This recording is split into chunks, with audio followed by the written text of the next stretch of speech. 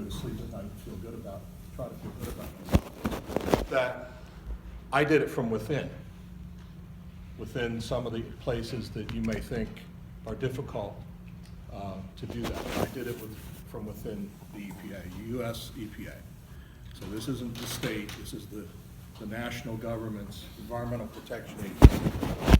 It was created in 1970 under President Nixon. Some real connections to that. Nixon really didn't want to create the EPA, but the funny part was Nixon was a Quaker. So he actually was environmentally minded.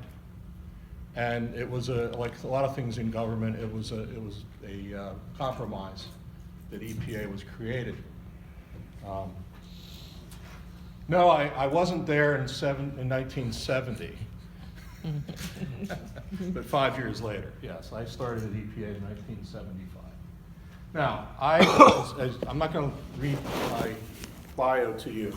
I started at EPA, I started in a grants program. I owed my career to President Nixon because he impounded some funds to build sewage treatment plants.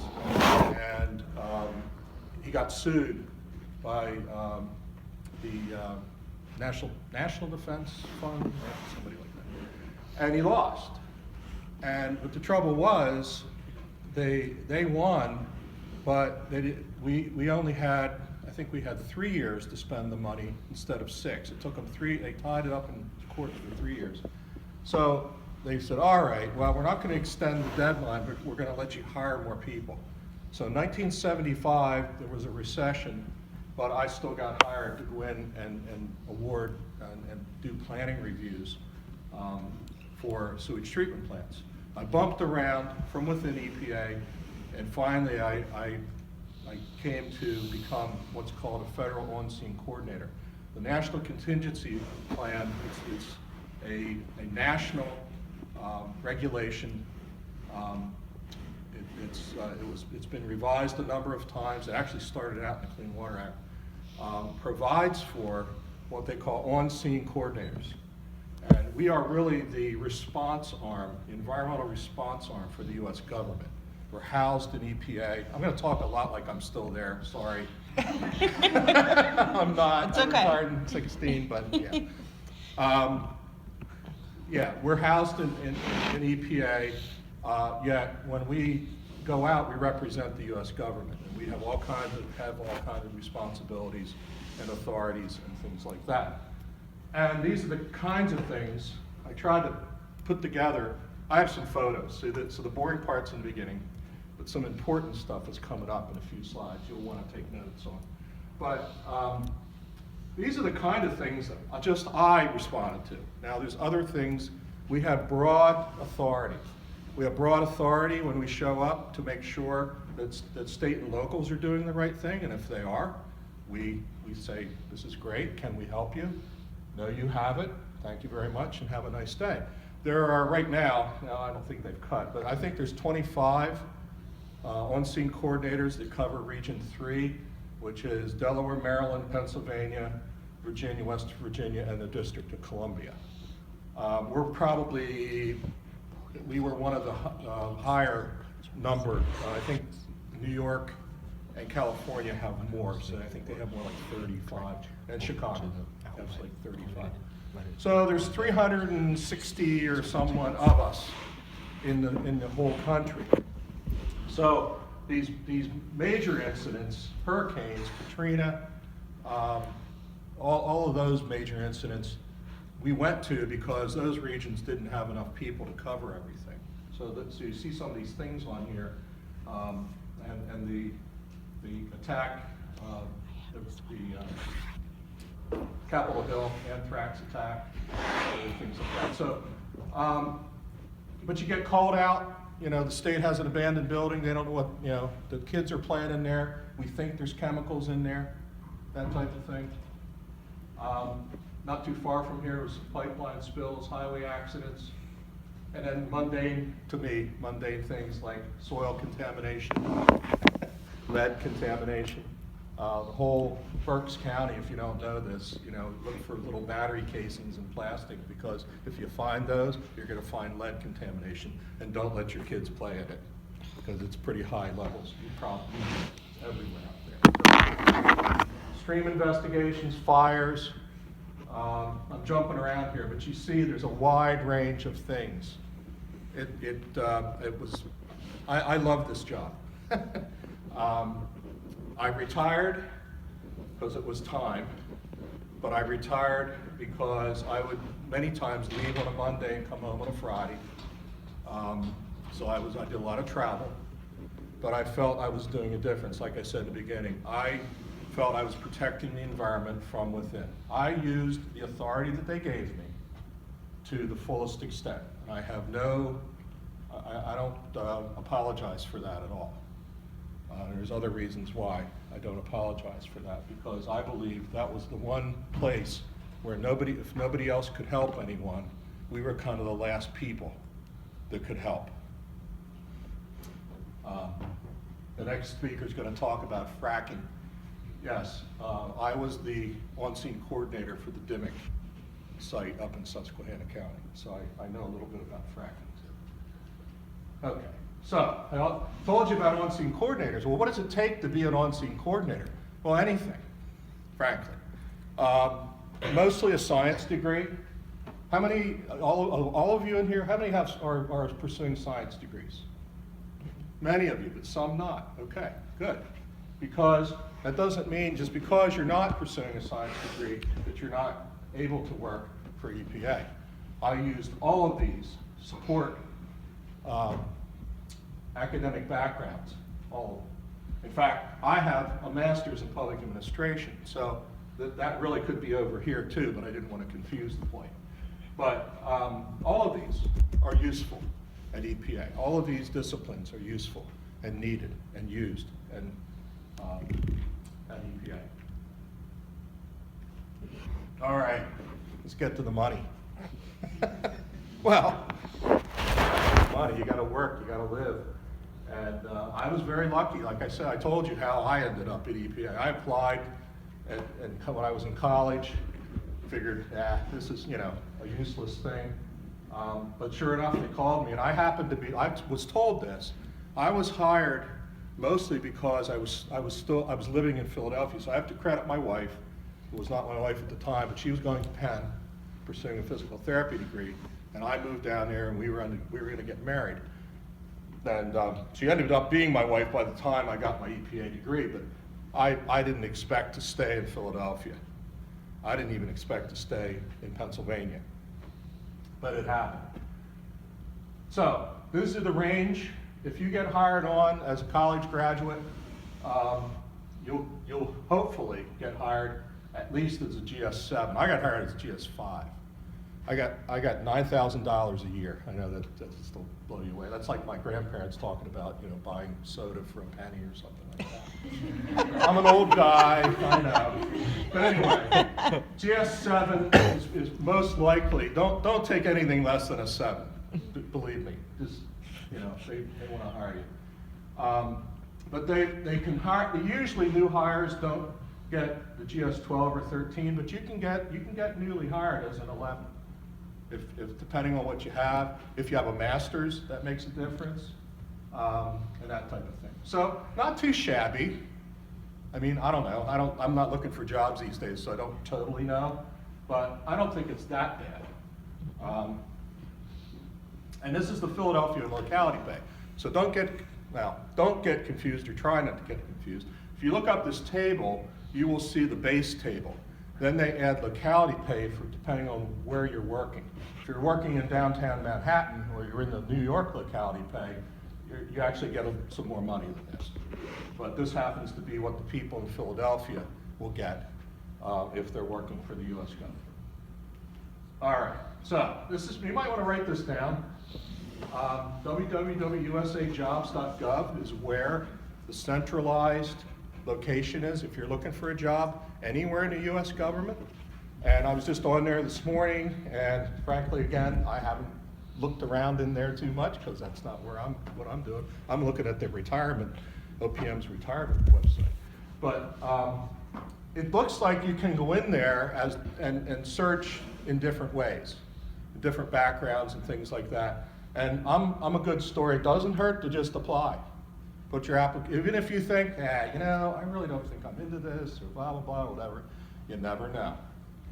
And again, it took me 15 years to really settle into this OSC job. I was doing other things, I was doing some planning things and stuff like that. So you might bump around within the government. Once you're in the government, in the system, it's a lot easier to move around too. So that, just say that. Okay, so let's look at some stuff.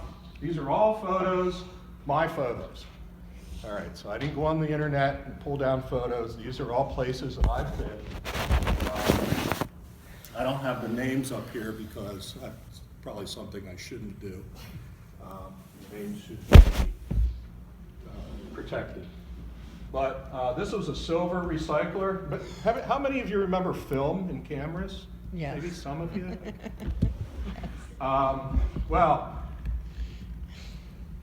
once that film was developed, they would actually recycle the silver off of that film.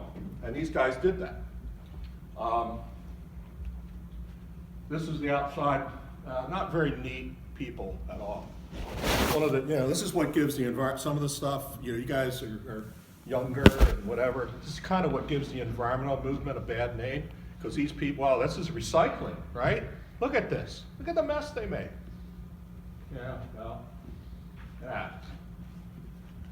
Now, potassium cyanide. How many of you know chemistry well enough to know this isn't really good stuff? And do you know that if somebody comes along and puts water on that, that's real bad too.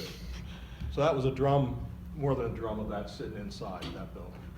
What does it do if you put water on it? It will it's flammable.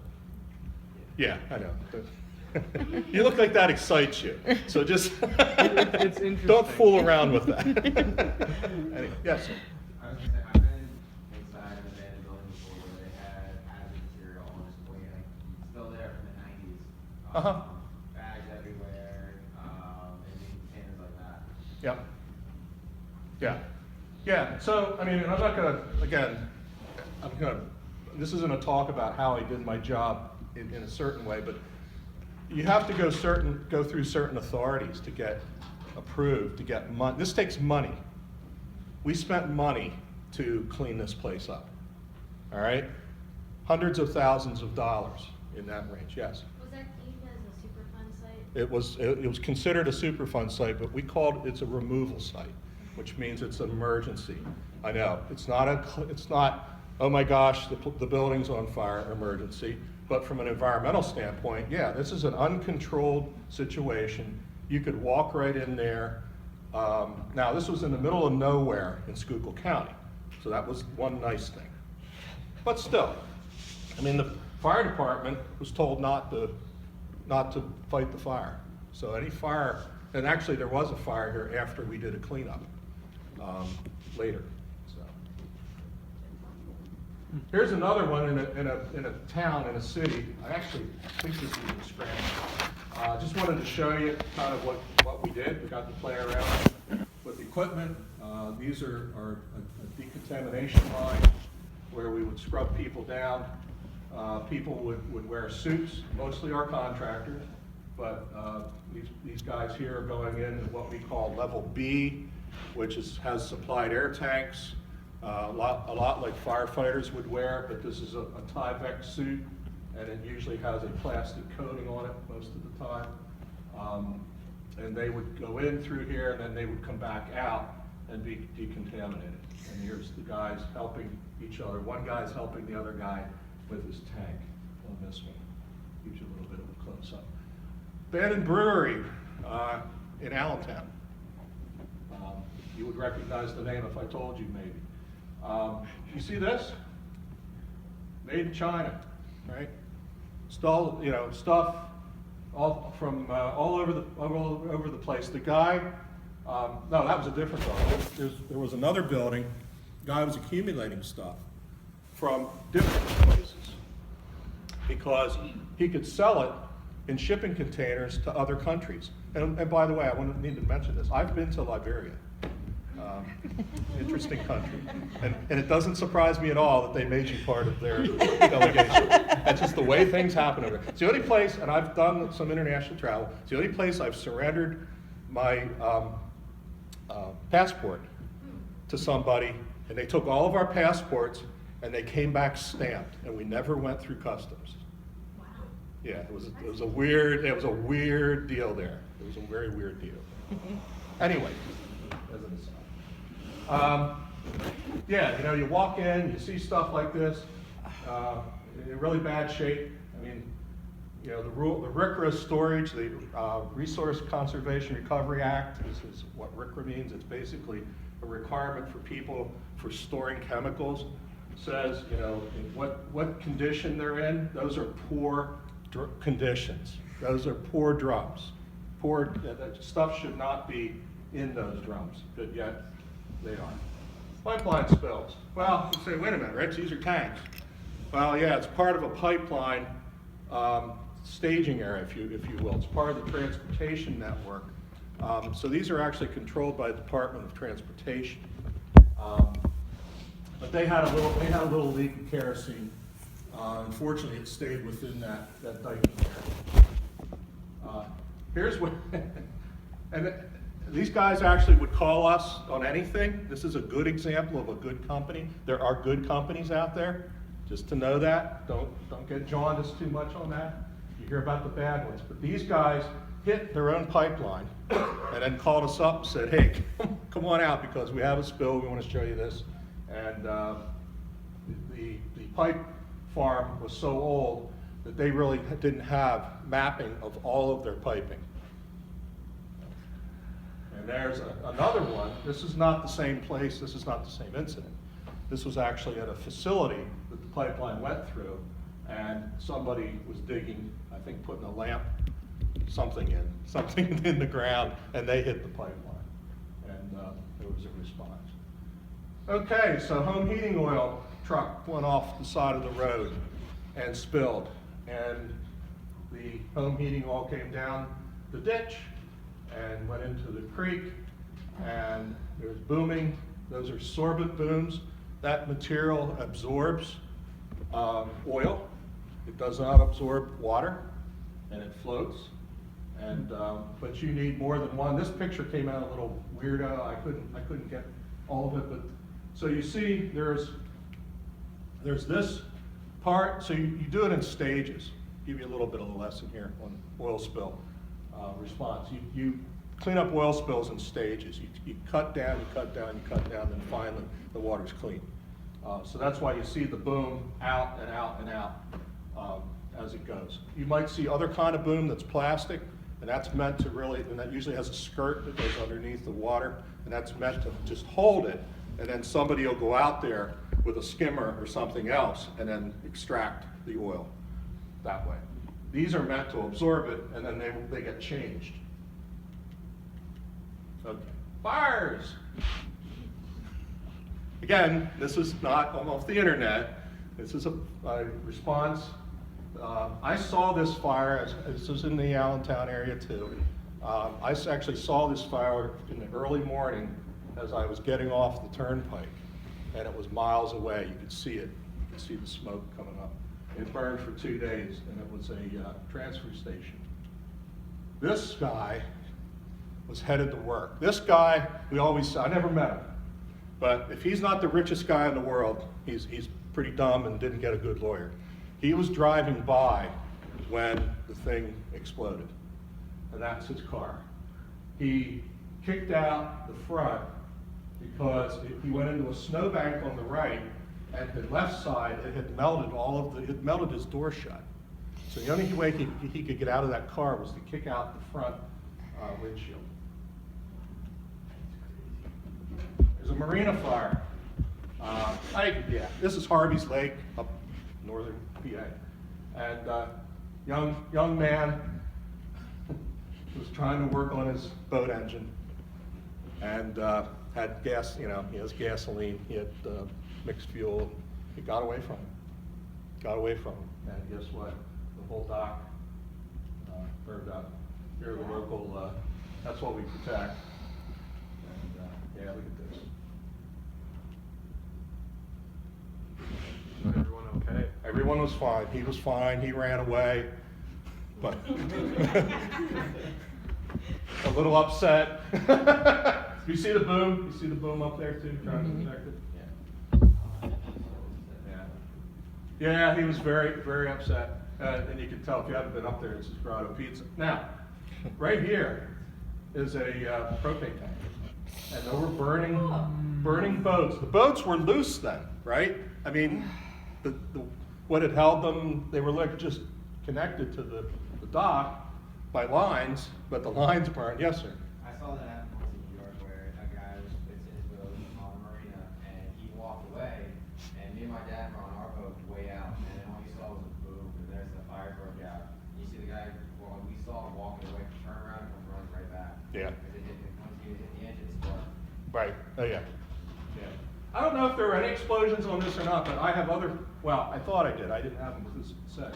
There are other photos of standing where those people in the grotto are and with a burning boat right next to that propane tank. So, yeah, sometimes things get exciting. All right, so this is a suspicious fire. This guy bought this building.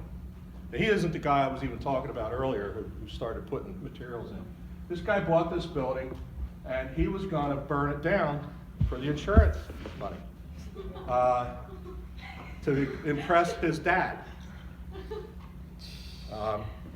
His dad ran a crime syndicate in New York. Now, the reason we know this is because he put a water reactant, it was sodium this time. He put a drum of sodium in there, but he started the fire at a different location in the building. You know, sometimes we luck out that these crooks aren't as smart as maybe some of the rest of us.